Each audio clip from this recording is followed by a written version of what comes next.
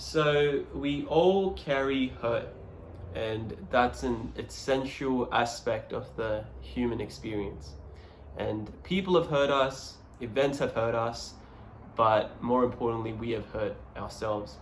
And through this hurt, we've endured a lot of pain, but nonetheless, this pain has given us a lot of scars. And the funny thing about scars is that there's always a story behind it, because scars are a way of showing that you have survived something or you've overcame something like a great obstacle or a big challenge. And I find that in life that the more we keep living, the more scars we keep racking up. And that's just a sad fact of life, I guess. But life can be summarized as a series of events, and suffering has to come with it. It must, because everyone has problems and everyone suffers, as a matter of fact. However, something that's always helped me rationalize pain and suffering is through one of my favorite quotes from one of my favorite movies, and it's from Stanley Kubrick's film Full Metal Jacket, which was released all the way back in 1985. And the first half of this movie is about how Marines are trained in boot camp and the psychological and physical conditioning that they undergo before they are deployed. And in the film, there is a mantra said by the Marines during training, and it's called the Rifleman's Creed. I won't say the entire Rifleman's Creed, but I'll just say the most important part, which sticks out to me, and that is, "This is my rifle. There are many like it, but this one is mine." So what does this mantra have to do with anything? Well, it means pretty much that you have to own your pain. The pain that you carry is yours and yours alone. There is none like it.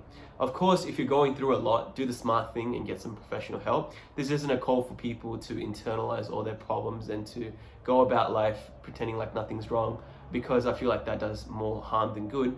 However, when it comes to dealing with your problems and troublesome situations, you must always take ownership. And I've always found that when I feel like I was going under, I kept repeating this phrase in my head, because it's an active way that I can escape the victim mindset, because the rifle is a representation of my problem. And people have many problems, and there are many problems out there in the world, but this specific problem, it is mine and mine alone. And I'm going to use this problem, and I'm going to turn this negative into a positive, like the law of the conservation of energy in the study of physics. Because according to the law of conservation, energy cannot be created nor can it be destroyed, but it can only be transformed. And the psychiatrist and psychoanalyst Sigmund Freud had a psychoanalytical theory called sublimation, or mental sublimation, wherein which unacceptable impulses or idealizations can be transformed into socially acceptable actions and behaviors. And this will in turn condition your mind. And although this idea doesn't directly relate to the topic at hand today, the principle of owning your pain and suffering and turning it into something productive and worthwhile is incredibly important.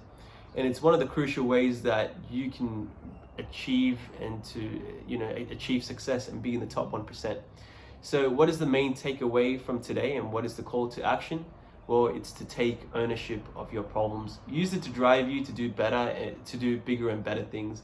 And life itself is just a series of problems. Solve enough of them and you'll get to where you want to get. And if you adopt this mindset, you will become mentally stronger than most of the people around you.